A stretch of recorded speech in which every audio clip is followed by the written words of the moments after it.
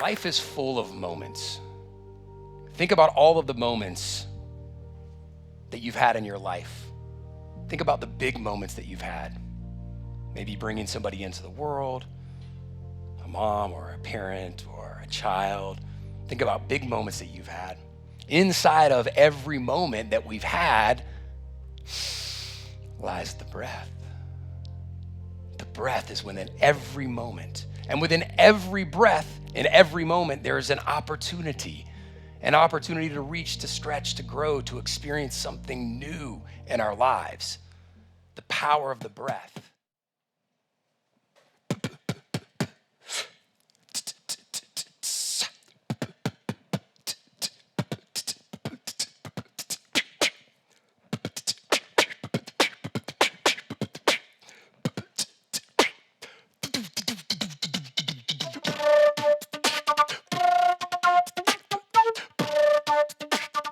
Within every breath lies an opportunity.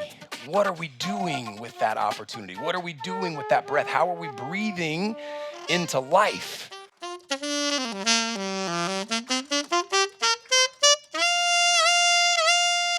Business is an extension of beingness. Biz is the extension of the being.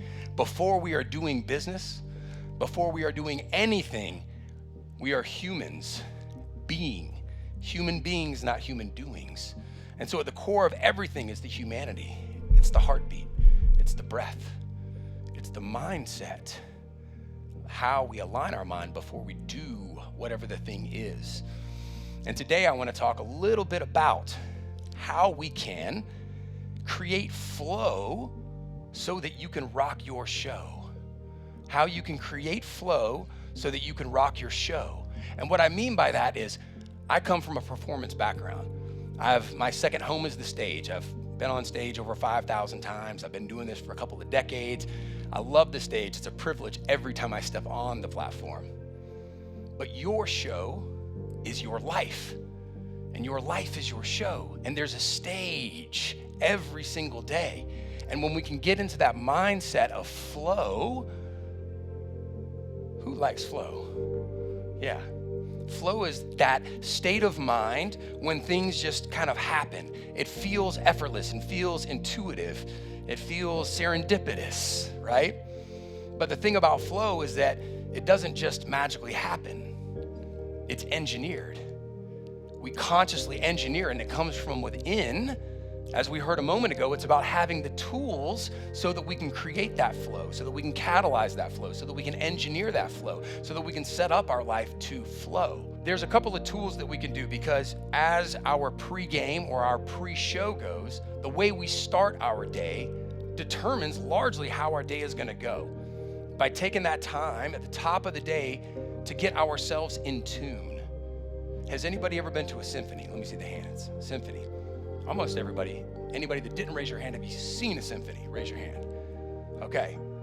Now, the symphony, the very first thing that happens, first chair violinist comes out, they start to tune their instrument.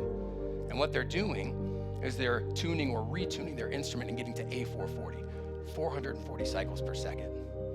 Now, what happens after that is the other members of the symphony start to tune their instruments, the cellos, whatever, all the instruments. But they're all tuning or retuning their instruments first before they show up and make music with others. And the same thing applies to us in our lives, whether we're trained musicians or not. If we are not in tune ourselves, we can't show up and make beautiful music with other people. So it all starts with self. And when we can create that flow within, then we can broadcast that flow out.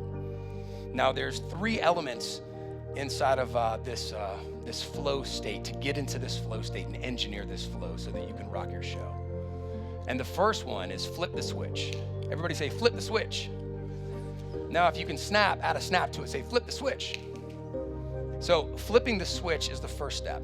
The second one is open the door. Everybody say, open the door. I mean, we could make like like something like that, I guess. I don't know, WD-40 it. But so we open the door then after we flip the switch. We open the door, and then we step on stage. We step on stage. And so what I want to do is deconstruct these a little bit. They're 3 simple tools, so go ahead and internalize those right there. flip the what? Open the, and, okay, cool. Y'all got it. Y'all got it. It's dialed. Okay. Years ago in 2012, I was invited to come and present at a halftime show for the Celtics and Knicks at the Garden. And this was where my pre-show flow was really put to the test. So we show up at the Garden, 2012. We roll in, my wife is with me. We come inside, and Madison Square Garden is a massive place. And we came in the middle of the day, so there's no people there. Security let us in, and our producer.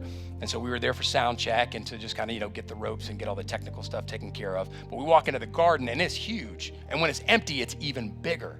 So we're walking around the Garden, we're sound checking, doing our thing. All right, that's the first phase. Then we go backstage and kind of get to the green room, and it's really incredible because Madison Square Garden has all of these underground tunnels. It's like a whole city down there. It's really crazy. It's like tunnel upon tunnel upon tunnel. And here we're walking through, and there's famous basketball players running by, warming up, and go to our green room. I get changed. I'm getting ready to go, and I'm doing great. At this point, I've done thousands of shows in my career. I've been doing this for a long time, and then all of a sudden, this thing happens. I start getting these things fluttering around in my tummy. Some of them call them butterflies. These felt more like vultures. But I started getting this feeling, and I start getting shaky knees, and I start getting really nervous, sweaty palms, and I start kind of freaking out. And my wife is like, "What are you doing? I've never seen you like this before."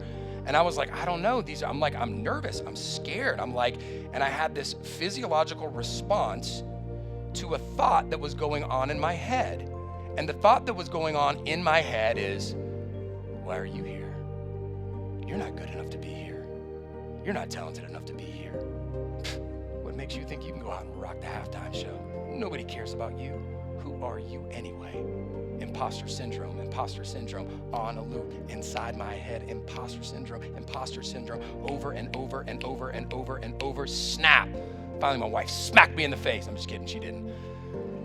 She probably wanted to. I think you might have actually thrown water at me or something. I'm not sure. You did something to snap me out of it. You might pinch me like right there, like right there. I got that dad meat right there, so pinch me right there. But she might have given me a little pinch. But she snapped me out of it. And in that moment, she was like, "What are you doing? You need to get in your show flow." And she reminded me, this was the beginning of the 5G network. This was the beginning of that. Gratitude. What are we grateful for right now? This breath. Okay, there's an opportunity right here. Okay, I'm kind of feeling that. I'm breathing, getting the physiological energy going, right? Okay, I'm changing my state a little bit. Okay, breathing. I'm grateful for breath. Growing, growth. I've never been here. I'm certainly growing right now. I'm expanding. I'm learning something new about myself, right? Okay, I got grace. Oh, grace. Yes, grace. I need grace for myself. Have you ever given yourself grace before? Oh my gosh, it feels so good when we can give ourselves space for grace. Oh, everybody say space for grace. When we can give ourselves space for grace, this magical thing starts to happen, and we suddenly settle. The heart rate started going down here. The breath was getting in tune. Oh, okay, gifts. Oh, I have gifts to share. Oh, suddenly this magical thing happened. I stopped making it about me, and I started making it about, amazing. Now I'm going to give my gifts to them. And I started imagining this gift giving thing in my mind. I started imagining I'm giving every single person. It's like 25,000 people. It's very expensive gifts, but I'm giving them all a little gift. And when they leave that moment, they're going to open it up, and there's going to be something inside of it for them. Right? And I started imagining the gifts, And then suddenly that fear and that doubt and that insecurity started to wash away from me because I wasn't making it about me. I was making it about them. Oh man, and then guess what I started doing? I started laughing. Somebody called it out, started laughing. We're laughing, and my wife's like, "What are you doing?" I'm like, "I'm laughing, this is funny." Ha! But we started laughing, and which changes your state even more. You create that shaking, you create that vibration, you start to retune your inner instrument, right? So we did that, tapped into that 5G network. And then when my girl Jacqueline came and called me out, she said, "Are you ready?" I said, "Yes, let's do this." That was a little too much for this room. I'm sorry about that. I said, "Yes, let's do this, Jacqueline. I am ready." But I had to get myself hyped. I mean, it's 25,000 people out there and I've got to go out. And so I went out full charge, opened that door, boom, opportunities, ran out there, stepped on stage, bam, and we rocked it. And we rocked it. I've got footage to prove it. But the reason I'm sharing this story is, what's the Madison Square Garden for you? What's the Madison Square Garden for you? What's the big moment? What big moment do you have coming up? And maybe you could benefit from engineering that inner flow so that you can rock your show, so that you can align your mind, get yourself in that state of gratitude, of giving, of serving,